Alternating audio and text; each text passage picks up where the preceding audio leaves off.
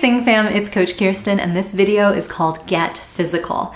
Since our voices are part of our bodies, we can use our bodies to help influence our vocal technique. So go ahead and stand up and join me in a couple of these tips. Now, the first tip I have is don't look up. Now, if you've seen the movie, I'm not trying to make a political statement. I'm just saying it's important, and here's why. For some reason, a lot of singers have the natural tendency of looking up for high notes as they're approaching. And this does a couple things. First of all, just the act of looking up sends signals to your brain that you anticipate reaching, that you anticipate it's going to be difficult. And those signals are going to go to our voice and say, oh, reach, strain. And it's just not going to be as successful. But the second problem is, usually where our eyes go, our body follows. And so if you're looking up for that note, a lot of times the chin comes with it, the neck comes with it, the upper body comes with it, and that leads to a couple issues. First issue is that it leads to tension. Any tension in the upper body especially is bad for singing. It can negatively affect our voice.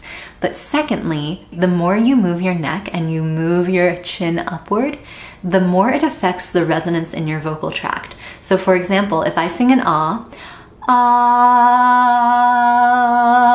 that totally changed my sound, right? Just because I moved my neck. So in order to combat this, use your eyes to send signals to your voice in a good way. Focus on a neutral spot about eye level or maybe even a little below eye level. That neutral gaze or that slightly lower than neutral gaze will hopefully send signals to your voice and tell it not to reach, not to overreact. Now that said, it's probably going to take you a lot of conscious effort to find that spot and stay there, especially if you have that habit of looking up or reaching up. You might need to look in a mirror and look at yourself to make sure that your eyes aren't going up because it's such a habit. So many of you don't even know you're doing it. Now, this idea leads really well into our second tip, which is bend your knees. I know you have been told that for good posture and not to lock your knees so that you don't pass out or anything like that, but bending your knees is helpful for a couple reasons. First, when you bend your knees and sit even a little bit lower than what you might for good posture, for example, it helps you feel more anchored and more connected, especially when we're talking about breathing for singing. I know that when I bend my knees just a little bit more even than normal, I can really feel connected to my breath. I can really feel that good down and outward expansion that I need for a good singing breath, a good inhale, and a good exhale. Second, just like we can use our eyes to help send signals to our voice, we can bend our knees to combat our voice's natural tendency to reach for high notes. In fact, you might see some of your favorite singers doing this on stage in performance. You may think that it's show quality, that they're bending down to really get into the emotion of the song, which is certainly part of it, but they're also anchoring themselves and combating that natural tendency to reach for the notes. So it's a win-win, performance quality and vocal technique.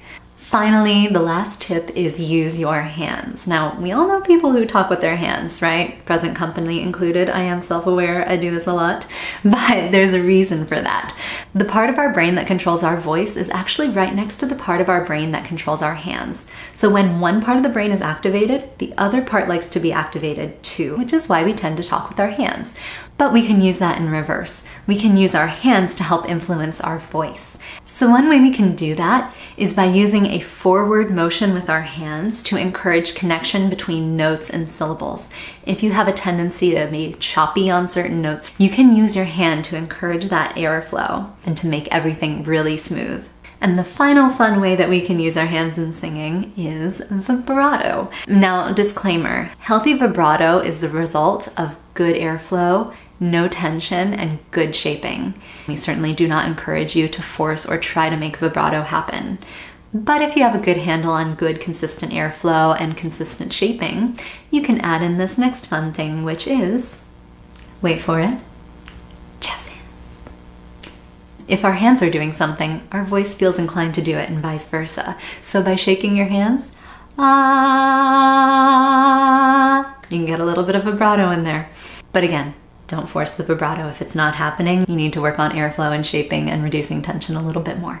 So now you have a bunch of ways that you can use your body to help influence your vocal technique. Now you may want to do jazz hands or do this on stage, but those things can help you a lot in practice and a lot in learning new habits. That said, Things like looking forward or looking a little bit down and bending your knees. Those are things you can do in practice and in performance. So I highly recommend applying some of these things to your practice and/or performance and see how they go. Of course, please let us know if this is successful, or ask us any questions you may have in the Q&A, FAQ, and more section of our app. And if there's anything more we can do, please let us know. You can visit singfam.com. I hope you have fun doing all of these things, and we look forward to seeing you around.